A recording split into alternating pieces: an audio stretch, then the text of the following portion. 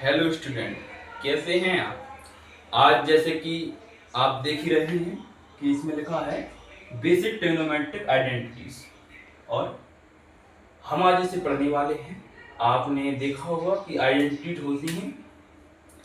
अब हम इन्हें पढ़ने वाले हैं जैसे कि बुनियादी त्रिकोणमितीय पहचान। आप जानते ही होंगे, जैसे कि हम पिछली वीडियो में आपको ये बता चुके हैं कि हम जब त्रिकोणमिति की बात करते हैं या ट्रिग्नोमेट्रिक आइडेंटिटी, तो इसमें राइट एंगल ट्रायंगल या समकोण त्रिभुज लेते हैं, जो हमने यहाँ पर बना लिया है। इसमें ए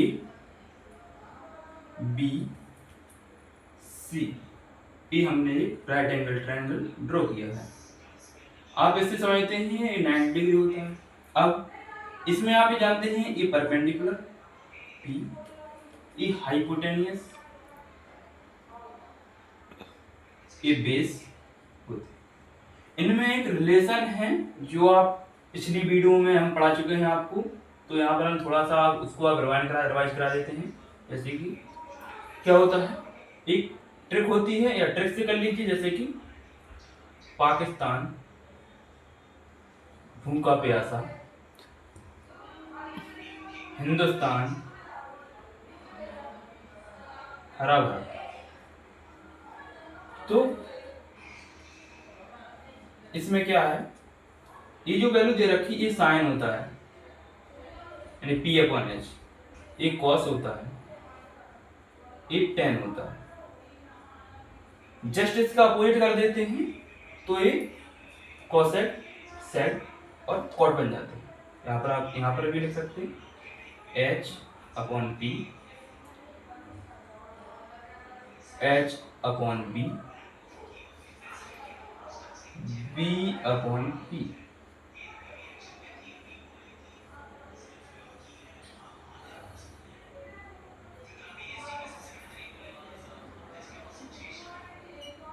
कॉसेक सेक कॉट। अब यहां से कंक्लूजन ये निकालते हैं कि आइडेंटिटी क्या होती है। तो आप एक थ्योरम पढ़ चुके हैं, हम आपको बताते हैं पाइथागोरियन थ्योरम। एच का square is equal to P का स्क्वायर प्लस बी का स्क्वायर, यानी कि हाइपोटेनियस का स्क्वायर परपेंडिकुलर और बेस के स्क्वायर के योग के बराबर होता है। अब यहाँ पर एक आइडेंटिटी ऐसे निकालते हैं, जैसे कि यदि हम बेस से ऐसे डिवाइड करें तीनों को, जैसे कि हमने इसे बेस से डिवाइड किया, इसे भी, तो आइडेंटिटी क्या बनेगी वो बताना है। जैसे कि b यहाँ पर स्क्वायर, तो इसके भी स्क्वायर से हम डिवाइड करेंगे। अब देखते हैं यहाँ पर, तो आपको ये समझ में आता है, इससे डिवाइड होने पर ये पता चलता है कि ये तो 1 हुआ, लेकिन यहाँ पर आप निकालोगे तो एच अपॉन बी स्क्वायर बचेगा, P upon P square upon B square बचेगा, यहाँ पर 1 आने वाला है। अब हम यहाँ पर देखते हैं कि रिलेशन यहाँ पर जो बना है वो कौन से हैं, जैसे कि एच अपॉन बी। तो एच अपॉन बी आप देखते हैं कि यहाँ पर सेग लिखा है एच अपॉन बी, तो आप सेग यहाँ पर लिखेंगे, जैसे कि यहाँ पर हम लिख रहे हैं सेग, उस पर भी स्क्वायर चढ़ा है तो आप उस पर भी स्क्वायर लगा दीजिए। फिर देखते हैं आप P अपॉन बी, तो आप P देखते हैं जब भी P अपॉन बी 10, तो आप यहां पर लिखेंगे 10, इसका भी स्क्वायर। अब आप यहां पर देख चुके हैं बेटा कि ये P से B को डिवाइड किया था तो बनाया था, ये आप जानते हैं। तो आप यहाँ पर लिख देंगे प्लस 1, ये आइडेंटिटी आपकी बन गई। अब क्या होता है, इसी को हम ऊपर नीचे इस ओर कर देते हैं तो इनकी 3 आइडेंटिटी और बन जाती हैं। जैसे कि हम अगर आपसे पूछें कि 10 का क्या होगा, तो आप 10 का ऐसे बता सकते हैं 10 squared is equal to 1 minus के सेक। अब आप केवल 10 की काट ली, अब सेक की काट ली। एक ये भी हो सकती है कि आप सेक को यहीं पर रखें, माइनस का 10 कर दें, स्क्वायर इक्वल टू 1। तो ये आइडेंटिटी तीन मतलब कि अगर एक मेन आइडेंटिटी पता चल जाए तो उससे आप दो आइडेंटिटी और फाइंड कर सकते हैं, तो वो ये। अब ऐसे ही हम आपने देखा होगा कि हमने बेस से डिवाइड किया था, अब हम परपेंडिकुलर से और एक थर्ड वाली हाइपोटेन्यूज से भी डिवाइड करेंगे, तो आप ये आइडेंटिटी आपको पता चल गई है। अब देखते हैं हम बेस से ना कर अब हम करेंगे परपेंडिकुलर से। तो देखिए अगर हम perpendicular P square upon P square upon P square, तो आप यहां पर देखें जैसे कि पी स्क्वायर से डिवाइड किया है, तो आप देखें एच अपॉन पी कहाँ है यहाँ पर, तो आप एच अपॉन पी यहाँ पर देखते हैं तो एच अपॉन पी कोसेक है, तो कोसेक है तो कोसेक को आप लिख लीजिए यहाँ पर जैसे कि कोसेक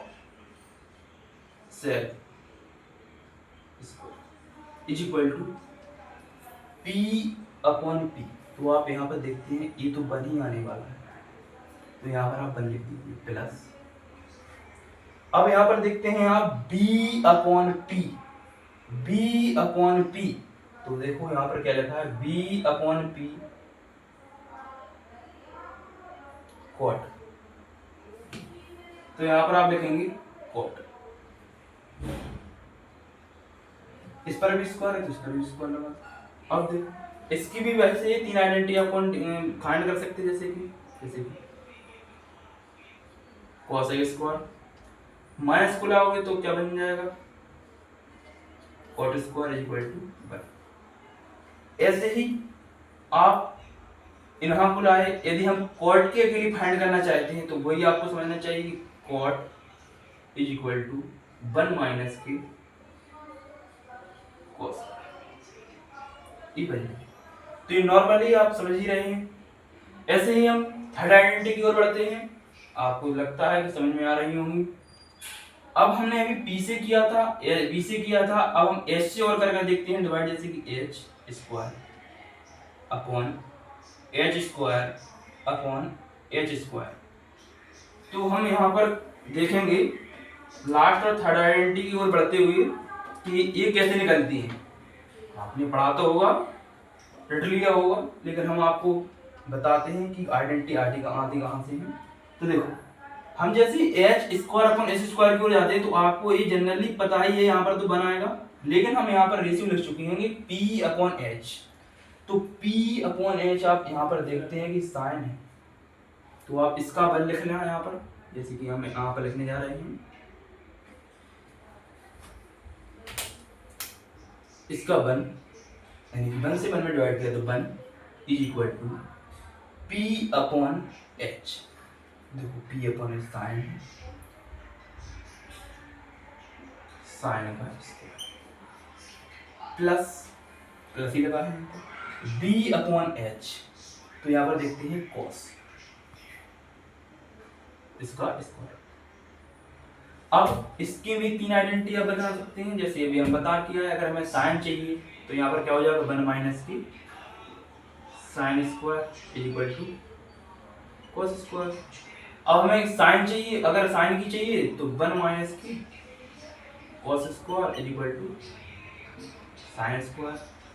तो आप ये आप समझ गए होंगे कि आइडेंटिटी बनती कैसे है, आती कैसे है, इनका यूज कहाँ होगा वो हम आपको अगली वीडियो में बताएंगे। धन्यवाद।